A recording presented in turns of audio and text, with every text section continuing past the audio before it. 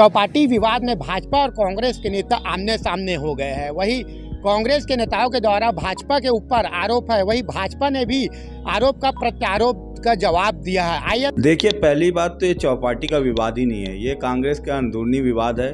दो नेता अपने आप को बड़ा साबित करने में लगे हैं। एक नेता चौपाटी में बैठ जाता है, एक नेता विधायक के निवास के सामने बैठ जाता है।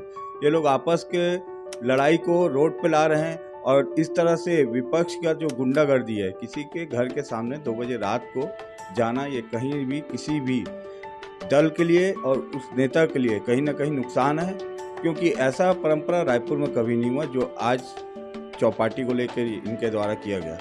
क्या वो 68 दुकानदार जो गुंटी लगाएं, क्या उनके नाम की ये दुकानें? अगर विकास उपाध्याय जी को साबित करना चाहिए ये दुकान वो 68 दुकानदारों की है कि वो एक एजेंसी के माध्यम से वहाँ से पैसा वसूला जा रहा है उन दुकानदारों से।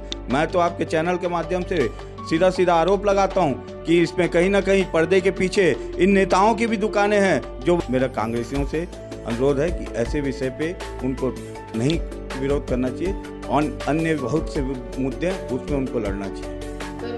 अगर किसी के निज निवास में आप जाके कैसे प्रदर्शन कर सकते हैं? और उसके बाद हमारे जब हम लोग वहाँ गए उनसे पूछे भैया आपका ये तरीका ठीक नहीं है, तो बोलते हैं मैं घर के अंदर थोड़ी ना घुसा हूँ। मतलब आप किसी जनप्रतिनिधि के विरोध करोगे, आप उसके घर के अंदर घुस जाओगे? ये कहाँ का विरोध है? ये कैसा विरोध है? ये रायपुर शहर कभी इसका समर्थन नहीं करता।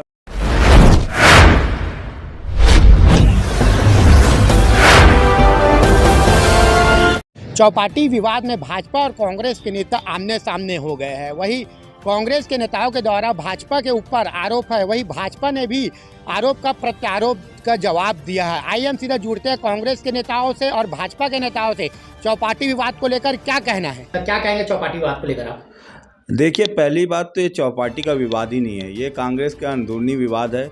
दो नेता अपने आप को बड़ा साबित करने में लगे हैं। एक नेता चौपाटी में बैठ जाता है, एक नेता विधायक के निवास के सामने बैठ जाता है।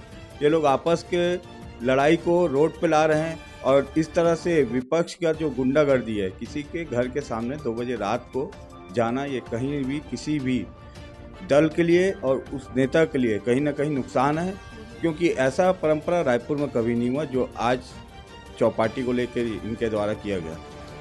और चौपाटी की बात, चौपाटी अवैध रूप से थी। इसके लिए शुरुआत में जब निर्माण कार्य चालू हुआ तब से इसका विरोध चल रहा था।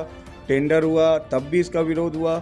लगातार रायपुर की जनता इसका विरोध की है, सभी संगठनों ने इसका विरोध किया है, क्योंकि वो शिक्षा का क्षेत्र है और शिक्षा के क्षेत्र में ऐसा विरोध, ऐसा चौपाटी का विरोध होगा, आगे भी होगा। अगर कांग्रेस के नेता नहीं समझेंगे, ऐसी जगह पर निर्माण करवाएंगे, इसका विरोध होगा।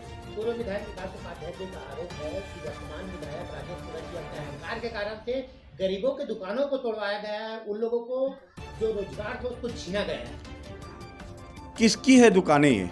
ये 68 दुकान है किसकी? ये एक एजेंसी को दी गई दुकानें हैं, वो उनसे वसूली करता है। क्या वो 68 दुकानदार जो गुंटी लगाएं, क्या उनके नाम की है दुकानें? अगर विकास उपाध्याय जी को साबित करना चाहिए ये दुकान वो 68 दुकानदारों की है कि वो एक एजेंसी के माध्यम से वहाँ से पैसा वसूला जा रहा है उन दुकानदारों से। मैं तो आपके चैनल के माध्यम से सीधा सीधा आरोप लगाता हूँ कि इसमें कहीं ना कहीं पर्दे के पीछे इन नेताओं की भी दुकानें हैं जो वसूली करके ये उन गरीबों से पैसा ले रहे हैं और वो दिन रात मेहनत करते हैं। मेरे को भी उस तकलीफ है, उनका दुकान हट रहा है, उनका नुकसान हो रहा है। इसमें न इन नेताओं का नुकसान हो रहा है, न उस एजेंसी वाले का नुकसान हो रहा है। लेकिन नुकसान हो रहा है तो वो बेचारे गरीब जो 68 दुकान वाले हैं उनका नुकसान हो रहा है। लेकिन ये एजेंसी जो उनसे वसूली करके पैसा कमा रही है, हम इसका भी विरोध करते हैं। और चौपाटी को जहाँ रहना चाहिए वहाँ स्थानांतरण किया जा रहा है।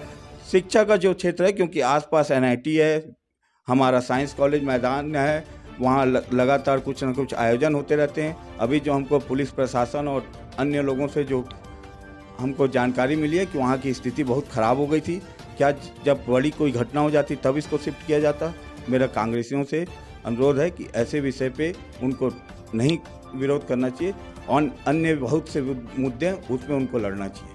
सर, वही छत्तीसगढ़ में पहली बार ऐसा प्रदर्शन देखा गया कि किसी विधायक के निज निवास के सामने में जाके बड़ी संख्या में कोई एक पार्टी विशेष में कांग्रेस पार्टी के कार्यकर्ता बैठे थे सुबोध हरितवाल के नेतृत्व में, पहली बार देखा गया था छत्तीसगढ़ में। ये तो कांग्रेस की परंपरा चलते आ रही है, दिल्ली से लेकर प्रदेश से लेकर अब तो रायपुर शहर में भी दिखने लग गया। ये निजी आक्रमण करते हैं। विपक्ष का काम है कि वो जनता के समस्याओं को उठाएं और उसका उठाने का एक तरीका होता है, विरोध का भी एक तरीका है। लेकिन ये तो निजी आरोप और निजी व्यक्तिगत दुश्मनी कर रहे हैं। ये तो इस तरह से अगर किसी के निजी निवास में आप जाके कैसे प्रदर्शन कर सकते हैं? और उसके बाद हमारे जब हम लोग वहाँ गए उनसे पूछे भैया आपका ये तरीका ठीक नहीं है, तो बोलते हैं मैं घर के अंदर थोड़ी ना घुसा हूँ। मतलब आप किसी जनप्रतिनिधि के विरोध करोगे, आप उसके घर के अंदर घुस जाओगे? ये कहाँ का विरोध है? ये कैसा विरोध है? ये रायपुर शहर कभी इसका समर्थन नहीं करता। और मैं तो इनको बोलूँगा कि जैसे आप राष्ट्र से गए, प्रदेश से गए, इस शहर की भी जनता ने आपको हटा दिया और आपने अगर अभी भी अपने राजनीतिक जो आपका कार्य करने का तरीका उसको सुधार नहीं लाया तो निश्चित तौर पर आप जमीन के ही लायक रहेंगे।